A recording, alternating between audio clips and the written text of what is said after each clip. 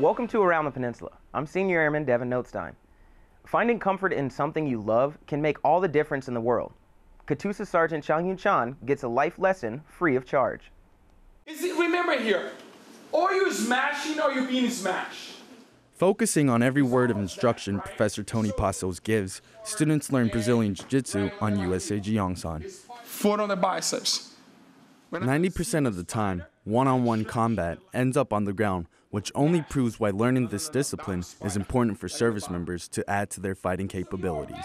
I think Jiu-Jitsu is so important in the sense of self-defense. You know, we do a lot of groundwork, a lot of grappling, a lot of takedown, self-defense. So just that itself is going to help a lot.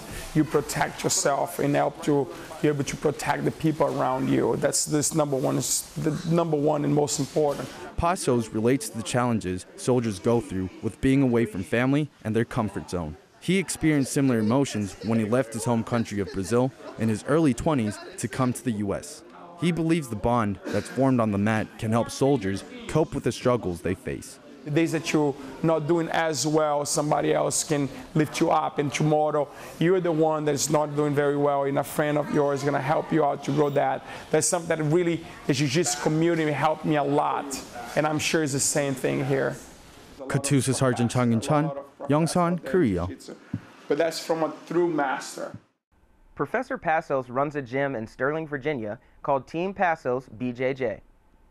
Harmony is more than an outward feeling of peace. Senior Airman Robert Mason gets a look at the real meaning of the word. Some of the best high school band students gather from around the Pacific region to blow, bow, sing, and bang their well-rehearsed hearts out. This is more of an all-star kind of event rather than a competition amongst students. Students did compete in the audition process, but the top 10% of musicians that were chosen for this event assemble a team or assemble one ensemble to showcase. For first-chair trumpet player Akane Hansen, experience with the program reaches beyond simple education. I learned that music it sounds really cliche, but music is something that really brings us together. It's kind of different from what you would experience usually in school, even with sports team when you go on Far East and stuff like that. It's different. We're on a competitive basis, but once we're sitting together with a whole bunch of different people, we learn to become friends with them, and I've made a few friends along the way, and I think that's been a fun experience. The things she's learned mesh completely with what the band instructors hope to impart to the students.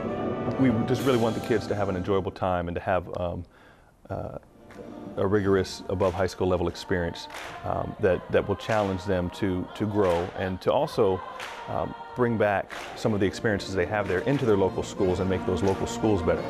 Just to experience the wide range of emotion that music can evoke out of people is the experience overall is really what we want people to come away with. Senior Airman Robert Mason, Camp Humphreys, Korea. Students from around the Pacific make sure their audience gets the full sensory experience of a music concert. How would you like having an overly hairy battle buddy that tends to drool on himself? Specialist Pedro Amador meets a very special soldier. It's routine training at the 503rd Military Working Dog Detachment in Yongsan Garrison. For one canine handler and his partner, continuous training is essential, so the dogs know how to do the many jobs for which the Army enlisted them. Sit! Here as dog handlers, we're tasked out to both do detection sweeps, whether the narcotics handlers do health and welfares for any of the units around the area. We'll travel to other installations. Then we have explosive dog teams, and they'll head out and do VIP sweeps, stuff like that, make sure everything's secure for higher up. Speak! Edward has been with his working dog from the moment he arrived in the peninsula a year ago. This right here, this is Busty, MWD Busty. He's a German Shepherd. He's 9 years old, but he's still working harder than the young ones, so he'll be around for a few more years. One of our most aggressive dogs here on the peninsula. Release my dog! We have to certify with a 90 or higher as a narcotics team, or 95% or higher as explosives, and he's right up there at around 98%. So. We have both explosive and narcotic dogs. This right here is marijuana, so we're gonna go plant this and see if Busty can find it. Seek.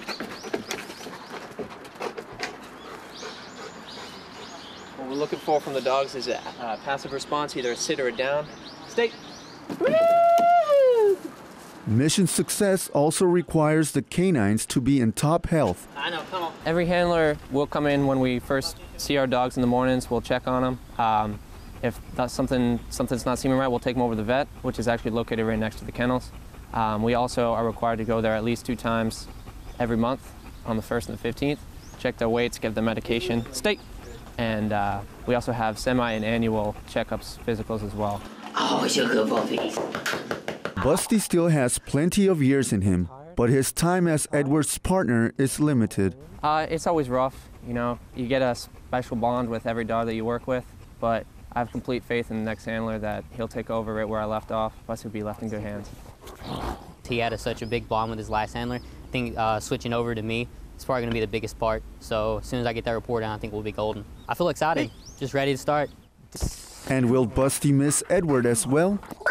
Good boys. We will take that as a yes. Specialist Pedro Amador, Yongsan, Korea. The Military Working Dog Handler MOS was only offered to military police candidates until it switched to its own MOS last year. Taking a picture is not the only way to capture a meaningful moment. KATUSA Sergeant Chang Yun Chan meets an artist who colors people's lives in a special way. In the Yongsan Concession Mall, there's an artist who has been painting service members and their families' portraits for over 4 years. But for Oh Se-chon, painting portraits is something much more than his livelihood. I started working here when my friend introduced me to the Yongsan garrison. And I have been making portraits here, hoping to make my customers happy, and also hoping painting their portraits will last forever in their home. Oh's love affair with painting began by watching his classmates draw. Working as a portrait painter since 1984, customers not only go to him for a work of art, but to capture a moment in time.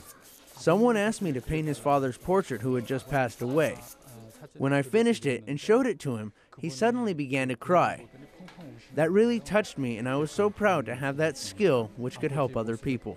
KATUSA Sergeant Chang Yun Chan, Yongsan, Korea. Artist Oh Se-chon is planning to create his own unique brand of artwork in the near future. Loading missiles onto a jet in a competition can be very stressful. Army Sergeant Alexandria Cornero is on scene where teams are competing.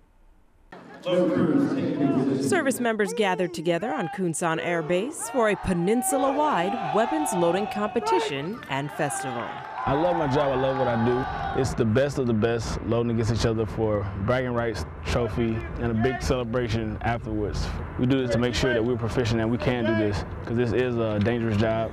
It can be dangerous if you do the wrong thing. A bomb could drop, missiles could drop, a lot of money, a lot of time, and a lot of people could be hurt if you mess something up. So yeah, I think that's important to be able to do that with people around. And this is like my pride and joy. Ever since I came in the military, I feel like the heart of the whole operation. The bombs can't drop if we don't load them. So we have 3 parts to our team. We have a crew chief. His job is to run the checklists, to make sure everything that we do is done safely, and at the end, load the bomb and lock it in. It's 2-man, which is me. I prep the jet and I get the carts in, I get it torqued, I get the bomb ready, I line it up and make sure the lugs are flushed and straight so I can put the bomb up and we can do it safely and right. And the 3-man, he checks the nomenclature, makes sure everything is serviceable around the jet. He grounds the jet. He really sets the tone. The 3-man sets the tone for the load because he's the one who brings the bomb to us for us to load. And as for how the competition went, my tools fell out my pocket. I'm sad, but I feel like I could have did better. But it definitely was an honor to be chosen for this occasion. We overcame some obstacles, and people can see why we're the best. Even though we run into stuff, we were able to fix it and still finish the job. I had fun. I did have fun. It sucks to lose, but I had fun. It's always fun, but then people can talk trash to each other, so that's the part that's not fun. I'm not looking forward to that, but I'm looking forward to just the rest of the weapon vest and enjoying that. I'm Army Sergeant Alexandria Cornero, Kunsan Air Base, Korea. Winners of the competition get bragging rights for a year. That was your Around the Peninsula for Thursday, May 7th. From all of us at AFN, enjoy your evening.